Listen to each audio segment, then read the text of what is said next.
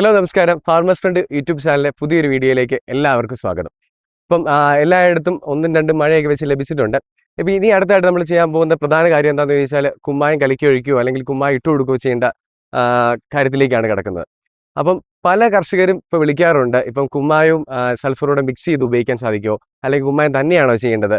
അപ്പോൾ അതിനെക്കുറിച്ച് ഒരുപാട് സംശയങ്ങൾ എല്ലാവർക്കും ഉണ്ട്. അപ്പോൾ അതിനൊരു ഉത്തരവുമായിട്ടാണ് ഈ വീഡിയോയിൽ നമ്മൾ വന്നിരിക്കുന്നത്. ആദ്യം തന്നെ കുമ്മായം ചെയ്യുന്നതിന്റെ ആവശ്യകത എന്താണെന്ന് നമ്മൾ മനസ്സിലാക്കണം. മെയ് മാസം അല്ലെങ്കിൽ ജൂൺ മാസം തുടങ്ങുന്നതിനനുബന്ധിച്ച് അല്ലെങ്കിൽ മഴയ്ക്ക് മുന്നോടിയായിട്ടാണ് നമ്മൾ സാധാരണ കുമ്മായം ചെയ്യാറ്. അപ്പോൾ കുമ്മായം ചെയ്യുന്നത് എന്താണെന്ന് വെച്ചാൽ നമ്മുടെ മണ്ണ് അല്ലെങ്കിൽ ഇടുക്കിയിലെ സോയിൽ എന്ന് പറയുന്നത് അസിഡിക് നേച്ചറുള്ളതാണ്. അതായത് നമ്മുടെ പി എച്ച് ലെവൽ വളരെയധികം കുറവായിരിക്കും. അപ്പം കുമ്മായം കൊടുക്കുന്ന സമയത്ത് പി എച്ച് ലെവൽ കൂടുകയും അസിഡിറ്റി കുറയുകയും ചെയ്യുന്നു. അപ്പം അത് അന്നേരം തന്നെ നമ്മുടെ സോയിൽ ഒരു എന്താ പറയുന്ന ഒരു പി എച്ച് ബാലൻസ് ആവുന്നു. സ്വാഭാവികമായിട്ടും അസിഡിക് നേച്ചർ കൂടിയാൽ അല്ലെങ്കിൽ അസിഡിറ്റി കൂടിക്കഴിഞ്ഞാൽ ഫംഗസുകളുടെ ആധിത്യം കൂടുകയാണ് ചെയ്യുന്നത്. അപ്പൊ ഫംഗസുകളുടെ അറ്റാക്ക് അല്ലെങ്കിൽ നമ്മുടെ അഴുകല്, തട്ടമറിച്ചിൽ പോലെയുള്ള രോഗങ്ങൾ കൂടുതലായിട്ട് സംഭവിക്കുന്നത് അസിഡിക് നേച്ചറുള്ള മണ്ണിലോട്ടാണ്. അപ്പൊ അതുകൊണ്ടാണ് നമ്മൾ കുമ്മായം ചെയ്യുന്നത്. അപ്പം കുമ്മായത്തിലേക്ക് കടക്കുന്ന സമയത്ത് കുമ്മായവും സൾഫറും കൂടെ മിക്സ് ചെയ്യുന്നത് അല്ലെങ്കിൽ കുമ്മായവും സൾഫറും മഗ്നീഷ്യം സൾഫേറ്റോട് മിക്സ് ചെയ്യുന്നതിനെ കുറിച്ച് ഒരുപാട് കാര്യങ്ങൾ പല കർഷകർക്കും സംശയങ്ങളുണ്ട്. ഇപ്പൊ കുമ്മായം എന്ന് പറയുന്നത് ഒരു ആൽക്കലീൻ സ്വഭാവമുള്ള ഒരു ന്യൂട്രിയന്റ് ആണ്. അതുപോലെ തന്നെ സൾഫർ എന്ന് പറയുന്നത് ഒരു അസിഡിക് നേച്ചറുള്ള ന്യൂട്രിയന്റ് ആണ്. ബേസിക്കലി രണ്ടും കൂടെ മിക്സ് ചെയ്ത് ഉപയോഗിച്ച് കഴിഞ്ഞാൽ റിപ്പലന്റ് ആണ് ഉണ്ടാവുക. കാരണം ആൽക്കലീൻ ഉദ്ദേശിക്കുന്നത്, അതായത് കുമ്മായം പോകുന്നത് നമ്മുടെ മണ്ണിനെ ആൽക്കലീൻ നേച്ചറിലേക്ക് കൊണ്ടുവരാൻ വേണ്ടിയാണ്. അതുപോലെ തന്നെ സൾഫർ പോകുന്നത് ഒരു അസിഡിക് സ്വഭാവം ഉള്ളതുകൊണ്ട് തന്നെ ഒരു അസിഡിക് ലെവലിലേക്ക്. അപ്പൊ രണ്ടും രണ്ട് എതിർ ദിശയിൽ നിന്നാണ് വരുന്നത്. സോ ചെറിയ അളവിൽ ചേർത്ത് കഴിഞ്ഞാൽ നമ്മൾ പ്രാക്ടിക്കലായിട്ട് നമ്മളൊരു ഏലകൃഷി തുടങ്ങിയ സമയം തൊട്ടേ വർഷങ്ങളായിട്ട് നമ്മൾ 10-30 വർഷങ്ങളായിട്ട് ശീലിച്ചു വരുന്ന രീതികളാണ്. ഇത് ബേസിക്കലി തെറ്റാണെന്നല്ല, ടെക്നിക്കലി അല്ലെങ്കിൽ സയന്റിഫിക്കലി ഇത് ശരിക്കും പറഞ്ഞു കഴിഞ്ഞാൽ ഒരുമിച്ച് ചേർക്കുന്നതിൻ്റെ അകത്ത് ചില ബുദ്ധിമുട്ടുകളൊക്കെ ഉണ്ട്. പക്ഷെ നമ്മൾ വർഷങ്ങളായിട്ട് ചെയ്ത് അതിൻ്റെ ഒരു റിസൾട്ട് ഉള്ളത് കൊണ്ടാണ് നമ്മളിത് പറയുന്നത്. ഇപ്പം സ്വാഭാവികമായിട്ട് നമ്മൾ ചെയ്താൽ ഇപ്പം കുമ്മായം ഒരു 2.5 കിലോ, ഒരു 200 ലിറ്റർ ഹൈഡ്രേറ്റഡ് ലൈമൊക്കെയാണ് 2 കിലോ ഒക്കെ, 2 to 2.5 കിലോ വരെ മാക്സിമം ചേർക്കുക, അത് മതിയാവും.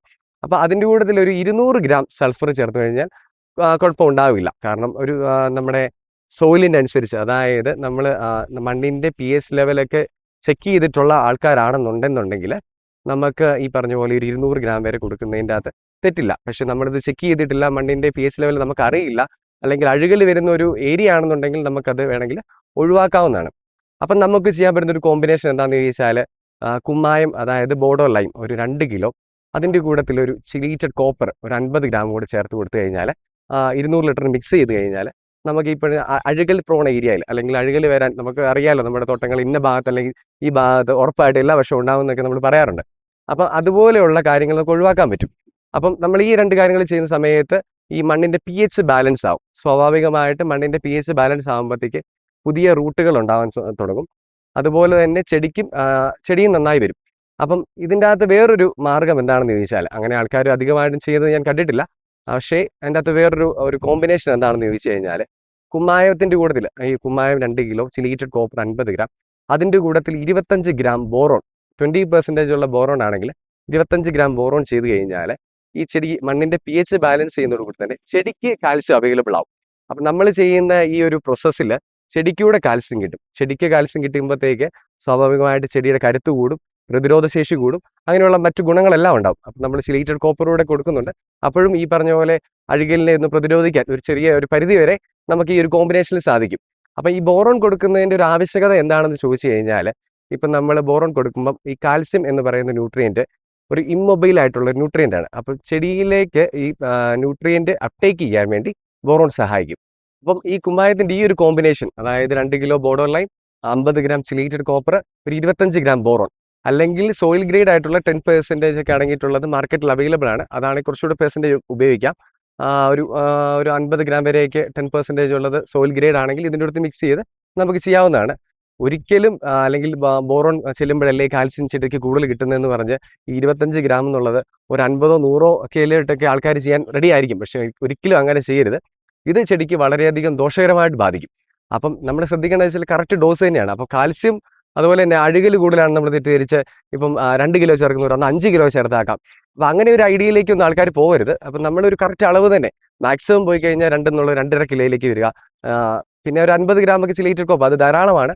അപ്പോൾ അതുപോലെ സിവിയർ ഉള്ള ഏരിയയിൽ മാത്രം ഒരു 100 ഗ്രാമിലേക്ക് കിടക്കാം. അത് തന്നെ ഓവറാണ് ആക്ച്വലി, പക്ഷെ ഒരു 50 ഗ്രാം തന്നെ മതിയാവും. പിന്നെ ഉള്ളത് 25 ഗ്രാം ബോറോൺ എന്നുള്ളത്. അപ്പം അത് മാത്രം ശ്രദ്ധിക്കുക. ഇതൊരു പുതിയൊരു കോമ്പിനേഷനാണ്. ഇപ്പം നമുക്ക് പല ഫീൽഡുകളിൽ നമുക്ക് ചെയ്യാൻ സാധിക്കും. കാരണം വെച്ചാൽ അതിൻ്റെ അകത്ത് വേറെ ഒരു ഇഷ്യൂസും ഉണ്ടാവില്ല. അപ്പം ഈ പറഞ്ഞ പോലെ കാൽസ്യം ചെടിക്ക് അവൈലബിൾ ആയി കിട്ടുകയും ചെയ്യും. നമ്മുടെ മണ്ണിന്റെ pH ബാലൻസ് ആവുകയും ചെയ്യും.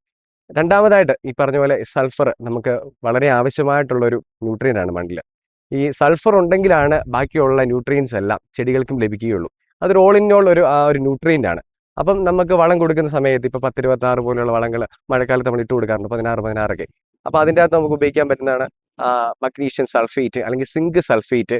അപ്പോൾ അതുപോലുള്ള കാര്യങ്ങൾ ചെയ്യുന്ന സമയത്ത് ഇതിൻ്റെ അകത്ത് സൾഫർ ഉണ്ടാവും, മഗ്നീഷ്യം സൾഫേറ്റ് ആകുമ്പോൾ മഗ്നീഷ്യം ഉണ്ടാവും, സിങ്ക് ഉണ്ടാവും. ഇതെല്ലാം ചെറിയ ചെറിയ പെർസെൻറ്റേജ് മതി. നമുക്ക് ഒരിക്കലും ഇത് കൂടുതൽ അളവിലേക്ക് പോകേണ്ട കാര്യം വരുന്നില്ല. പിന്നെ നമുക്ക് ഫാക്ടംബോസ് ഉപയോഗിക്കുകയാണെന്നുണ്ടെങ്കിൽ അതിൻ്റെ അകത്ത് 13% സൾഫർ ഉണ്ടാവും. പിന്നെ ഡയറക്റ്റ് ആയിട്ട് നമുക്ക് സൾഫർ കൊടുക്കുന്നുണ്ടെങ്കിൽ ചെറിയ ഗ്രാമുകൾ വേണമെന്നുണ്ടെങ്കിൽ ആ ഒരു രീതിയിൽ കൊടുക്കാവുന്നതാണ്. കാരണം സൾഫർ ഒരു വളരെ ആവശ്യമായിട്ടുള്ള അല്ലെങ്കിൽ വളരെ പ്രാധാന്യം അറിയിക്കുന്ന ഒരു ന്യൂട്രിയൻ്റ് ആണ്. സോ ഇതൊരു ഇൻസെക്ടിസൈഡ് ആണ്, ഫംഗിസൈഡ് ആണ്. ഒരുപാട് ഗുണങ്ങളുണ്ട്. സോ നമുക്ക് സ്പ്രേ ചെയ്ത് വേണമെങ്കിൽ നമുക്കിത് കൊടുക്കാൻ സാധിക്കും. അപ്പോൾ ഈ കാര്യങ്ങളൊക്കെ ശ്രദ്ധിക്കുക. അതായത് ഈ കുമ്മായത്തിന്റെ ആപ്ലിക്കേഷൻ കഴിഞ്ഞ് കഴിഞ്ഞ് നമ്മളിപ്പം വളത്തിലേക്ക് പോകുമ്പോൾ ഈ സൾഫറും മഗ്നീഷ്യവും സിങ്കും പോലെയുള്ള ന്യൂട്രിയന്റുകളെല്ലാം ഇട്ട് കൊടുക്കാനുള്ള ഒരു സാഹചര്യത്തിലേക്ക് വന്നു കഴിഞ്ഞാൽ പതിയെ മഴ പെയ്യുന്നതിനനുസരിച്ച് വളങ്ങൾ ചെടി വലിച്ചെടുത്തോളും. അപ്പം സ്വാഭാവികമായിട്ടും ഗ്രാജുവലി ചെടി ബെറ്റർ ആയി വരികയും ചെയ്യും. ഇപ്പൊ കാൽസ്യത്തിന്റെ അളവ് കൂടി കഴിഞ്ഞാൽ സംഭവിക്കുന്നത് എന്താണെന്ന് ചോദിച്ചാൽ മണ്ണിന്റെ pH ലെവൽ കൂടുകയും അതുപോലെ അസിഡിറ്റി ലെവൽ കുറയുകയാണ് ചെയ്യുന്നത്. അപ്പം സ്വാഭാവികമായിട്ടും പല ന്യൂട്രിയൻസിന്റെ അപ്ടേക്ക് ചെടിക്ക് കിട്ടാതെ വരും. ഇപ്പൊ ഉദാഹരണം പറഞ്ഞു കഴിഞ്ഞാൽ ബോറോൺ, പൊട്ടാഷ്, മഗ്നീഷ്യം പോലുള്ള ന്യൂട്രിയൻസ് ചെടിക്ക് ലഭിക്കാതെ വരും. അപ്പോൾ ഏതെങ്കിലും ന്യൂട്രിയൻസ് ഇല്ലാതെ അല്ലെങ്കിൽ ചെടിക്ക് കിട്ടാതെ വന്നു കഴിഞ്ഞാൽ ആ ചെടിയെ പൂർണ്ണമായിട്ടും ബാധിക്കും. അതായത് ഫ്ലവറിംഗ് ആയാലും അതുപോലെ തന്നെ ക്യാപ്സൂൾ സെറ്റിംഗ്സ് ആയാലും ഈ വെയിറ്റേറ്റ് ഗ്രോത്ത് ആയാൽ പോലും ഓരോരോ പോയിന്റ്സ് വരെ നമുക്ക് അതിനകത്ത് ബാധിക്കും. സോ നമ്മൾ ഫോളിയാർ ചെയ്യുമ്പോഴും അല്ലെങ്കിൽ വളപ്രയോഗങ്ങളൊക്കെ ചെയ്യുമ്പോഴും മിതമായ രീതിയിൽ മിനിമം ഡോസിൽ മാത്രം കൊടുക്കുക. കാരണം ഒരു ചെടിക്ക് താങ്ങാനാവുന്ന അല്ലെങ്കിൽ ചെടിക്ക് എടുക്കാൻ പറ്റുന്ന ഒരു അളവുകളുണ്ട്. അപ്പോൾ ആ ഒരു മിനിമം ഡോസ് മാത്രം കൊടുക്കുക. ഈ പറഞ്ഞ പോലെ ഇന്റർവെൽസ് കൂട്ടുക. അപ്പം നമുക്ക് കൂടുതലായിട്ട് ചെടിയുടെ ഹെൽത്തിനെ ഇമ്പ്രൂവ് ചെയ്യാനും അതുപോലെ തന്നെ നമുക്ക് പ്രൊഡക്ഷൻ കൂട്ടാനും സാധിക്കും. സോ ഇനി ഇതുപോലെയുള്ള കാര്യങ്ങൾ അല്ലെങ്കിൽ എല്ലാ ന്യൂട്രിയൻസിനെ കുറിച്ചുള്ള അഡ്വാൻറ്റേജ് അല്ലെങ്കിൽ ഡിസഡ്വാൻറ്റേജ് ഒക്കെ നിങ്ങൾക്ക് അറിയണമെന്നുണ്ടെങ്കിൽ കമന്റ് ആയിട്ട് അല്ലെങ്കിൽ ഫോൺ വിളിച്ചൊക്കെ അറിയിക്കുകയാണെന്നുണ്ടെങ്കിൽ നമുക്കൊരു പാർട്ട് 2 പോലൊരു വീഡിയോ ചെയ്യാവുന്നതാണ്. അപ്പോൾ മുൻപോട്ടും ഈ ഇതുപോലെയുള്ള കൃഷി സംബന്ധമായിട്ട് പ്രത്യേകിച്ച് ഏലകൃഷിയുമായിട്ട് ബന്ധപ്പെട്ട കാര്യങ്ങൾ അല്ലെങ്കിൽ എന്ത് ഡൗട്ടുകളൊക്കെ അറിയണമെന്നുണ്ടെങ്കിൽ ഈ ചാനൽ സബ്സ്ക്രൈബ് ചെയ്യുക, അതുപോലെ തന്നെ ലൈക്ക് ചെയ്യുക, ഷെയർ ചെയ്യുക. നിങ്ങൾക്ക് ഇതുപോലുള്ള നമ്മുടെ തോട്ടങ്ങളിലൊക്കെ എന്തെങ്കിലും നമുക്ക് മനസ്സിലാക്കാൻ പറ്റാത്ത സാഹചര്യങ്ങളുണ്ട് അല്ലെങ്കിൽ നമ്മൾ വരണമെന്ന് ആഗ്രഹിക്കുന്നവർക്ക് നമ്മളെ കോൺടാക്ട് ചെയ്യാവുന്നതാണ്.